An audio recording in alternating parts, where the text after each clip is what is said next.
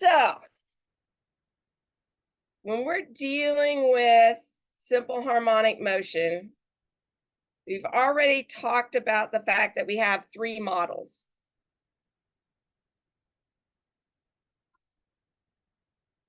One second.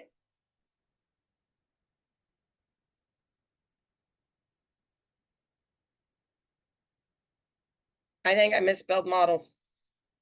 See if I can write that out right. So we have three models. We've got our simple pendulum, which we've been talking about.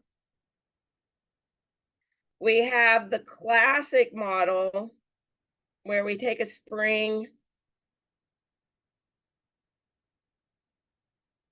with a weight on it. And we have another model that we call the unit circle model.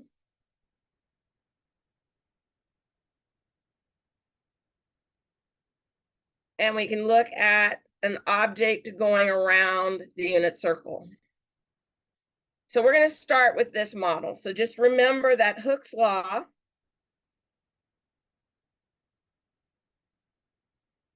Hooke's law says if I start out with a spring, and this is its equilibrium item, we can give this an L. And then if we were to hang a mass on it, we're going to get kind of a stretch.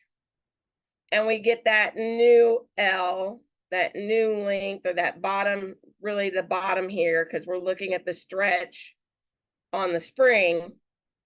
And that we said that that stretch is equal to X, which is going to be our new length minus our original length. And that gives us our deformation, or that stretch on the spring. Now, in physics 1, we just worried that we had our force here and that our force was going to be mass times gravity. And what Hooke's law said was that this relationship here, we're going to put a negative in it, related to some K, which we called the spring constant,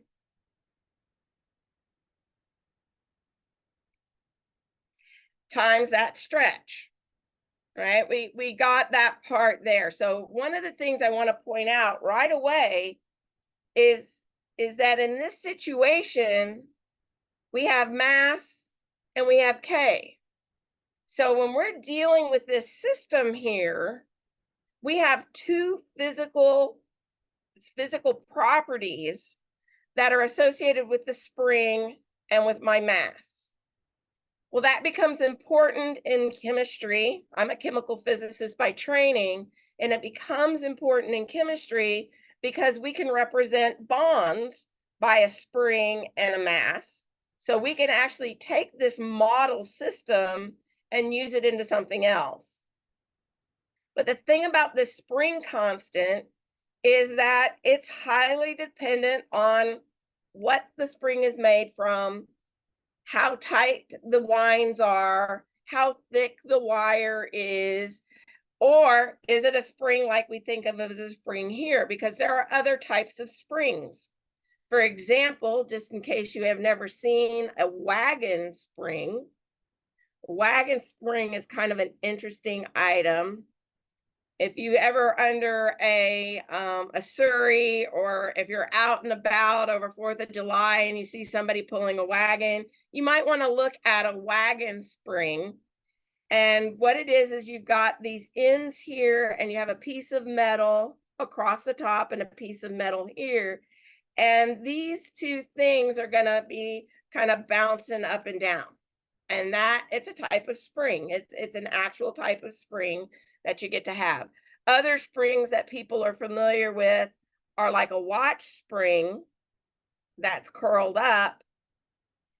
And these are all going to have, we can still represent them with our spring constants, just that it's not how we normally draw it in a physics class, because this is much easier to conceptually understand, to see that.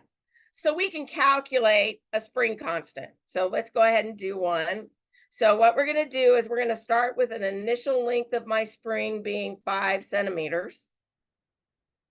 And we're going to go ahead and stretch my spring.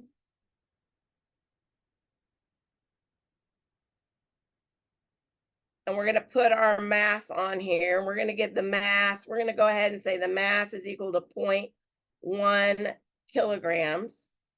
And when we do that, the new length we're going to say is 10 centimeters. So my force is going to be related to gravity. So I'm going to have my 0.1 kilograms times my gravity, which is 9.81 meters per second squared. So we're going to end up with 0.981.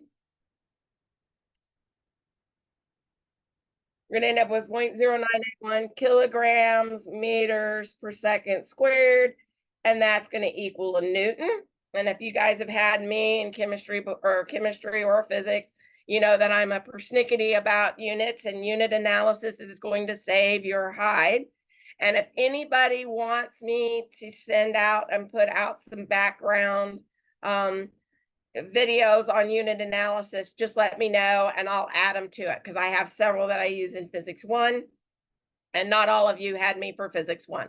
So I just want to make sure that, so we've got our force. And so now the negative here, which I didn't talk about, the negative says that it's a restoring force. What the spring wants to do is the spring wants to go back to its natural shape. So it's going to pull against that, or it's going to pull in the opposite direction of the gravity, and it's going to want it to go up. So this gives you the direction of the force, because remember, forces are vectors, and we know that we're going to pull that back up, and that's just giving us our direction. But if we're wanting to calculate the magnitude of my force, I can just go ahead and use the magnitude here is going to equal kx.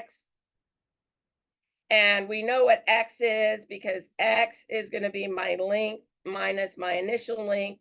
So I'm going to have 10 centimeters minus 5 centimeters. And I'm going to end up with 5 centimeters, but I've got to be in meters. So I've got to rewrite this in meters. So this is going to be 0.01 meters, or 0.05 meters. Sorry about that.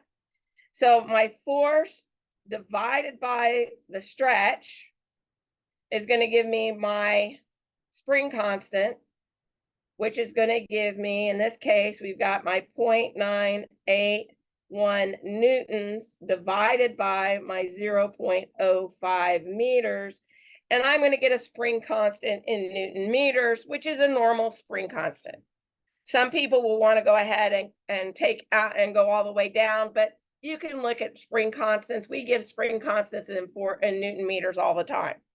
So I put a 0.918 divided by 0.05, and I'm going to get that this is 19.62 Newton meters.